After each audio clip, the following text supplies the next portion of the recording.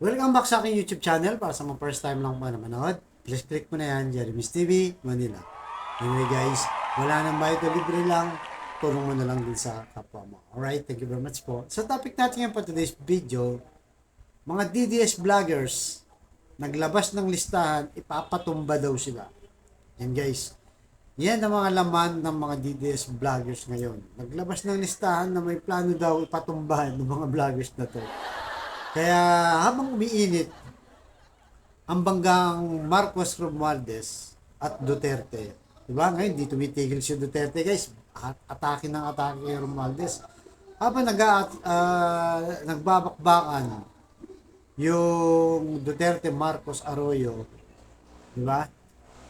Ganon din naman ang kanilang mga vloggers. So, yung mga BBM vloggers, ang tawag dyan, mga ensamada vloggers, guys. Bakit ensamada? Kasi nga, noong December, pinakain daw sa kanila, mga ensamada lang. Tapos tuwang-tuwa na daw sila. Yun ang mga ensamada vloggers. So, kilala dito yung mga tinatawag na ensamada vloggers. Itong si Top 1, si Dante Maravillas, Paralista, tsaka itong si Coach Jared, at iba pa. Kasi pag talaga tinignan mo yung vlog niya, talagang puro mga BBM talaga yan guys, supporter.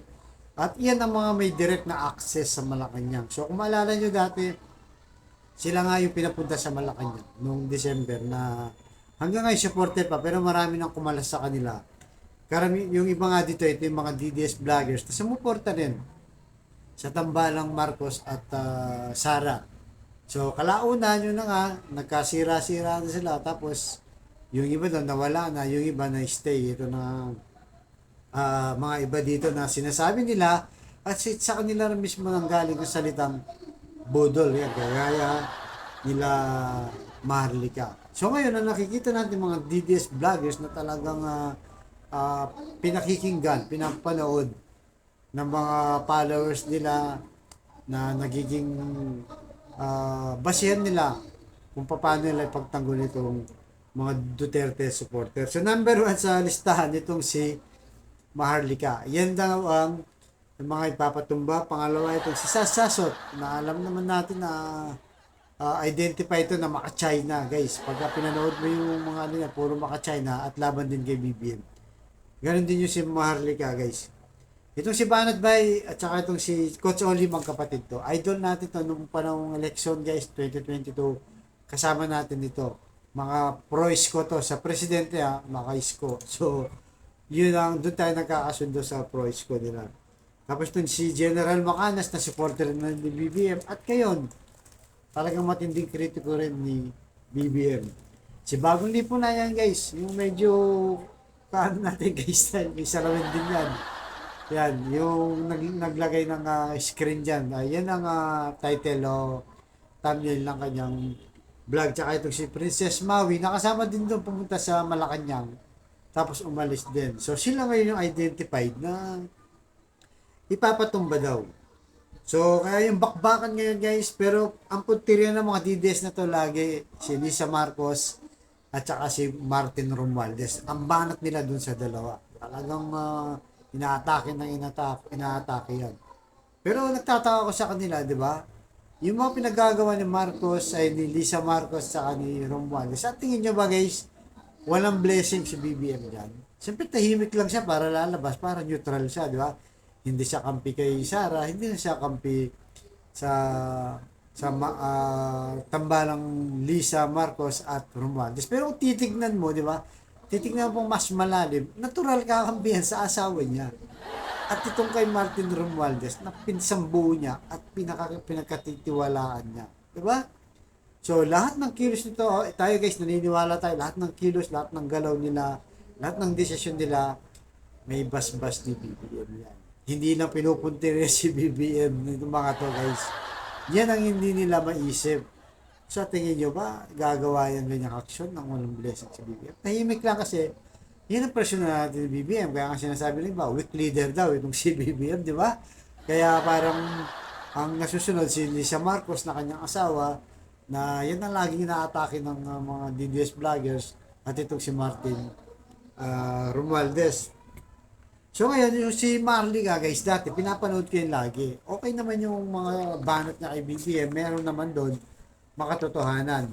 Pero nung sumabog yung napansin ko lang, nung sumabog yung confidential fund na kay Sarah, di ba? Alam naman natin, lumalim na lumalim yun hanggang sa natanggalan na siya ng confidential fund, hanggang yun na nag-umpisa na yung pag-aaway ni Digong kay Martin Romualdez at saka sa mga kongreso. Kasi lumalim na lumalim, nag-aaway na sila, di ba? Kasi nung una si Sara, inaway naman si Martin, di ba? Tambalos-los. Tapos, tinanggal ni Tambalos-los to si Gloria, tapos tinanggal ulit.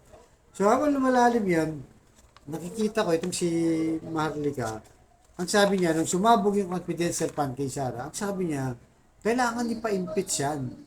Si BBM at saka si Sara. Kasi sabi niya, wala na tayong ngayon. Wala na tayo sa politiko. Kagaya natin guys, wala sa politiko, sabi niya, kailangan, wala nang kulay-kulay, pula, dilaw. Ano na tayo ngayon? Pro-Filipino. Kaya pinapanood ko pa siya noon. Ngayon pinapanood ko pero konti-konti na. Hindi na ako masyadong maayon sa sinasabi niya. Lalo na pagdating sa Duterte. Pero napansin natin ngayon, pinagtatanggol niya na itong si Sara. Kasi nung una, sabi niya parang neutral lang siya guys. Sabi niya, pampeach si Marcos. Kahit Duterte yan, pa-impeach natin yan. Yung sabi ni Maharlika guys, nung pumutok yung controversial na confidential fund, na nanggaling sa Office of the President na tinransfer sa Vice President. Kaya sabi, pa-impeach yan. Pa-impeach yan, sabi niya, di ba? Kahit Duterte yan, wala. Kahit sinuportan natin tatay niya, pa-impeach yan, kung yun naman talaga nararapat. Pero nakikita natin, parang pumapanig na kay Sara. So, maari, guys, hindi tayo sigurado, maari. Dahil alam nila na bumabanat siya kay Marcos, mula noon hanggang ngayon, mula nang kumalas siya, may mga kinausap na siya. Kaya ngayon pumapayag na sa Duterte. Di ba? Pero sa tingin niyo guys, kayo sa tingin niyo, aabot ba sa na itutumba yung mga DDS vloggers na kagaya daw ng ginawa kay Percy Lapid, baka daw gawin sa kanila? So, sa tingin naman natin, hindi naaabot sa ganyan. Kasi masyado obvious naman kung lahat yon ipapatumba nila, di ba? So, alam na pag pinatumba lahat yan, talagang galing sa kanila. Pero hindi na gagawin yan kasi nga, masyadong mas malinaw pa sa bawang ng buko guys pagka ginawa nila yan. Kaya tingin ko hindi naabot sa gano'n. Hayaan lang nilang bumatikos yan. Lalaban na lang yung mga ensamada vloggers. So, yan lang natin guys. Kahit na yan, magbabangayan yan, nagbabakbakan, nag-aatakihan sa isa't isa. Hayaan lang natin. Dito natin mas makikita. Tayo guys, nasa gitna tayo. Sa katotohanan tayo.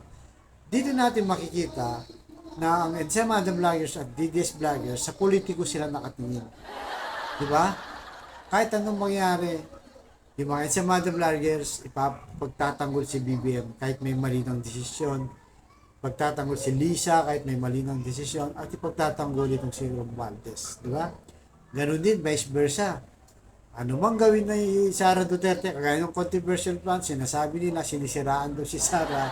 Pero ang totoo niyan, sarili niya sinira niya, diba? Self-destroy. 'Di ba? 'Yan ang tingin natin niya kasi kanino ba nanggaling yung controversial na confidential plan? Hindi ba siya mismo nag-request?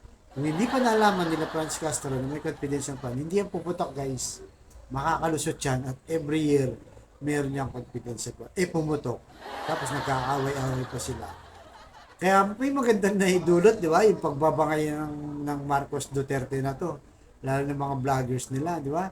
Yung pag-aaway ni Digong kay Martin Romualdez, ito yung lumalabas. Kaya tayo, kung sinong dapat sa tingin natin tama, yun ang pupurihin natin. Kay DDS yan, kay Ensamada vloggers yan. Halimbawa, yung ginawa ni Martin Romualdez na tinanggalan ng confidential fund ni Sara, nilipat sa Philippine Coast Guard, di ba? Sa National Security. Tama yun, sa tingin natin. Kaya okay tayo doon, di ba? Kahit hindi natin sila sinuportahan, umaayon tayo sa kanila. Yung foreign policy ni BBM na nagkaroon ng EDCA, pinapanigan natin yan kasi ayaw natin sa mga maka-China, di ba? Yung pro-China. Kasi nga, bakit ayaw natin sa China? Una, sinasakop yung teritoryo natin. Binubuli tayo, di ba? Napakalayo nila, napakalapit yan. Teritoryo natin yan. Sakop ng 200 exclusive economic zone natin. So sila, kahit sabihin nila kasi pagka pumapanig ka sa Amerika, tuta ka ng Amerika. Pero ang katwiran dyan, kahit sabihin yung tuta tayo ng Amerika, guys, ang Amerika naman, hindi yan nananakop ng teritoryo. Hindi tayo binubuli, di ba? Oh. Hindi dun tayo. Kasi para sa bayan yan hindi tayo nakagarabyado.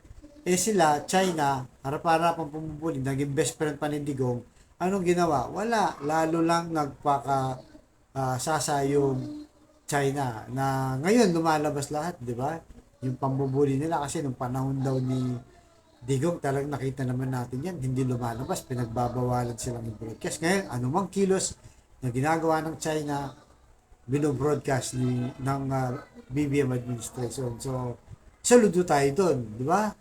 So, ganun tayo guys, kasi hindi tayo pwedeng pumanig sa apelido ng Marcos o Duterte o Arroyo o Romualdez kung hindi naman tama ang ginagawa nila. Kung tama, it's okay, di ba? Yan ang kailangan nating gawin. Kaya tayo, panig tayo sa katotohanan, lalo na sa ating bansa. Hindi na tayo tumitingin sa mga politiko na yan. Kung sino may resibo na kapakipakinabang sa taong bayan, doon tayo guys. Matuto na tayo kasi pag bumaling lang natin yung sa mga apelido lang, wala, hindi tayo aasin. So, matagal na nagbabangayan yan, di ba? Minsan sinasabi pa ng mga dilawan, mga kakamping. Kung may dilawan naman na maayos, o may kakamping na maayos, hindi doon tayo, di ba?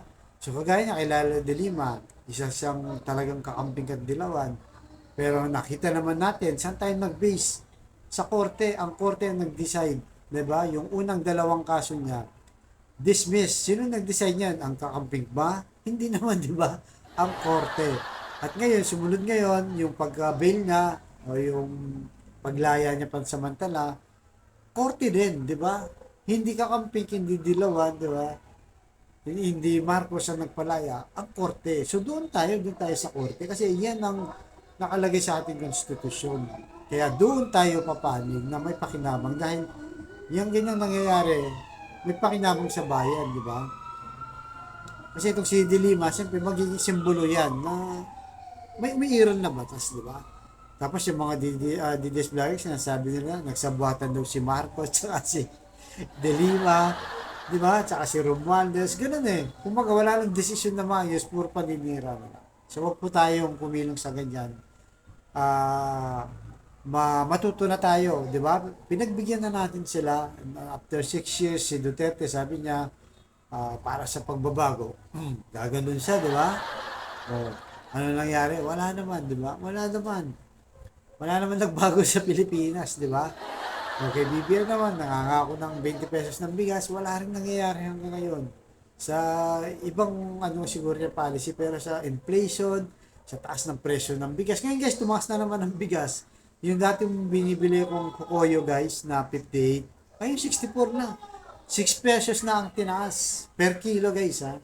So, doon hindi tayo sumasakay kay BBM kasi walang pakinabang sa taong bayan, di ba? So, ganyan lang tayo kung mag-decide dito ng ating opinion. Kaya guys, malaya kayo kung anong opinion nyo. Right? So, abangan nyo pa sa sunod kong vlog. Thank you very much guys. Pasensya na kayo. May birthday sa kapitbahay natin. Alright? Thank you very much po.